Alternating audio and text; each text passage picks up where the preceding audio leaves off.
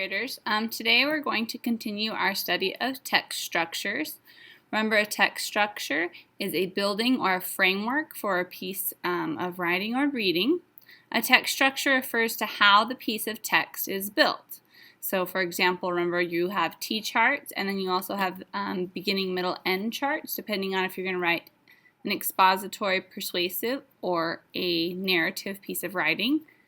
Builders can use different kinds of structures to build a different kind of things. For example, a skyscraper is a different kind of structure from a house. Or down below, you can see a teepee has a different structure than a house as well. Writers use different structures to build their ideas. Each text structure communicates ideas in a different way. So far, we have talked about chronological text structure, that's also called sequential, and that's this one up in the right-hand corner.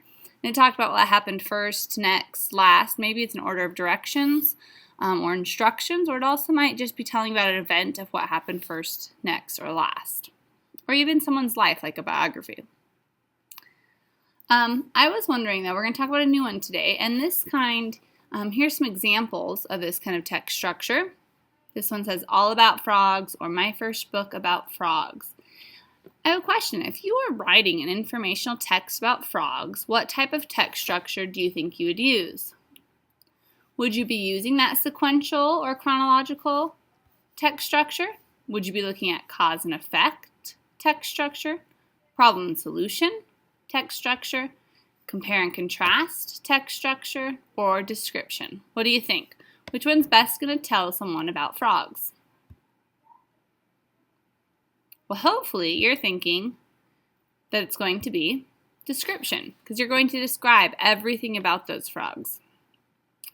The text structure of description is a topic, idea, person, place, or thing is described by listing its features, characteristics, or examples.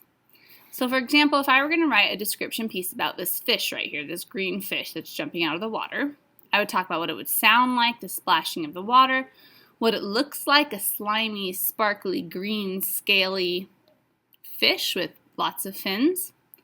I would give maybe examples, like talk about like how big it is or how little it can be. I would also tell you what the fish smells like, which isn't good. I would talk about what the fish would feel like, very slimy and maybe kind of rough on its scales. And I might even talk about what that fish would taste like if I cooked him up.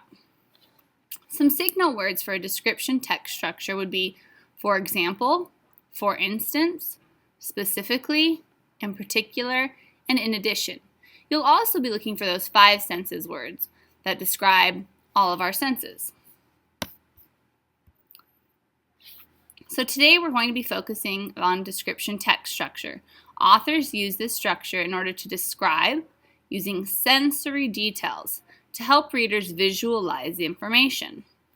Lots of times you'll see description text structure arranged in a web like this, and that's what we're going to use to help us. So here's an example of a description paragraph.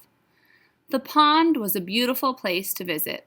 The falling leaves, all different colors, decorated the surface of the water.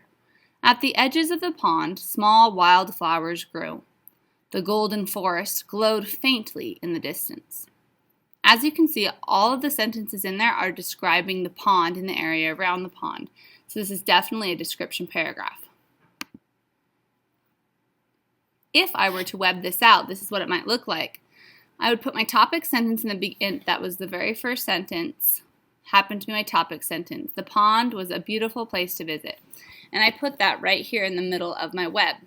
Okay? Now, all of the other circles are going to be describing the pond, that it was by a golden forest, that it was beautiful, that it had all different colors of leaves, that there was something glowing in the distance, that small wildflowers were all around the edges, and that there were falling leaves. So as you can see, every sentence from this paragraph was describing how beautiful the pond was to visit. Now let's look at these 2 paragraphs. It says which paragraph below is descriptive and which is chronological. So we've studied both of them. Remember, chronological, you'll be looking for dates or times or words like first, next, last, where a description paragraph is just going to be describing a single thing. So I want you to pause right now When you think you know which paragraph is chronological and which one is descriptive, raise your hand and tell me. Go ahead and do this now.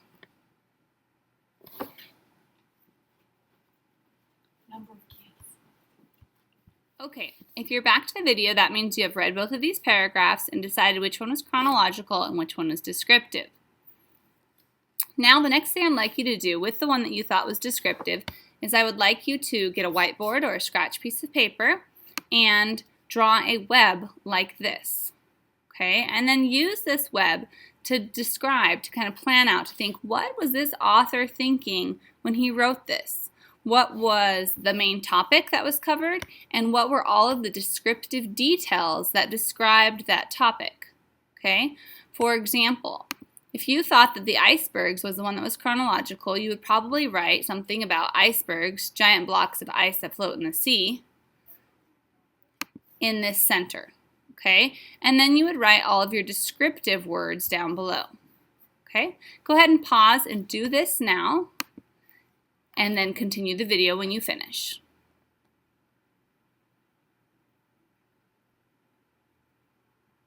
Okay, so you must have your paragraph all finished and your web all finished for the paragraph.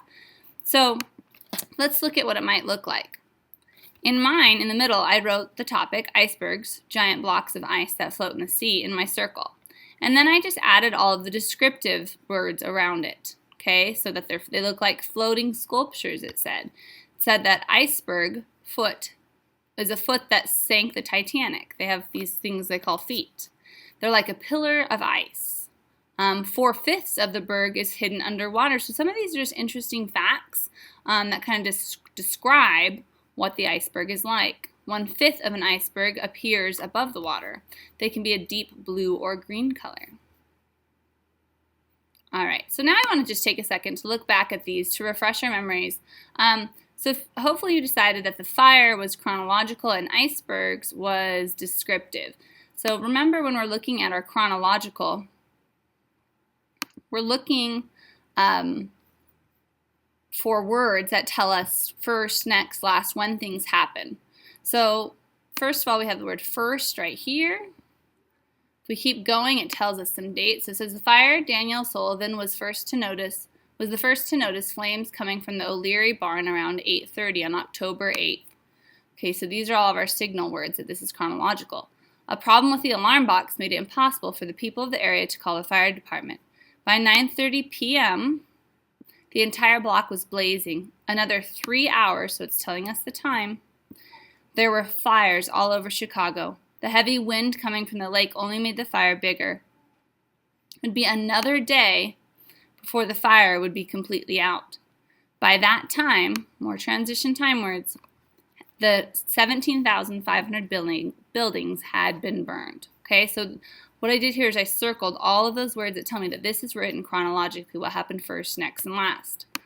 Next, we're going to go over to the iceberg paragraph and look for some descriptive words. So icebergs were giant blocks of ice that float in the sea. That right there is my topic sentence. If this is a descriptive paragraph, it is just going to describe these icebergs. So it says that they come in many shapes, sizes, and colors. That right there is describing. Some are deep blue and green. That tells us what it looks like. Some look like floating sculptures, more telling us what it looks like. Old icebergs that have been worn down by the weather usually look like, okay, look at those words right there, pillars of ice. Usually, only about 1/5 of an iceberg appears, so that's what it looks like still, above the surface of the water. The other 4/5 of the berg is hidden underwater, out of sight. All right, so look at all these keywords that are telling us about what it looks like. Sometimes an iceberg has what is called a foot, an extension completely underwater. These are especially dangerous for ships. So it's telling us more information just about the icebergs. It was an iceberg foot that sank the Titanic in 1912, killing 1,503 people. So this one does have a date, which is similar to what we look for in our chronological or sequential. However, it's not telling us the order of events that happen. It's just describing icebergs in general. Therefore, it's a descriptive paragraph. So hopefully today you've learned about a description text structure, Remember, this is a topic, idea, person, place, or thing that is described by listing its features, characteristics, or lots of examples. A lot of times we'll look for things that are our five senses. It might be telling us what it looks like, what it smells like, what it feels like, what it tastes like, maybe some examples, or what it even sounds like. All right, boys and girls, thanks for listening.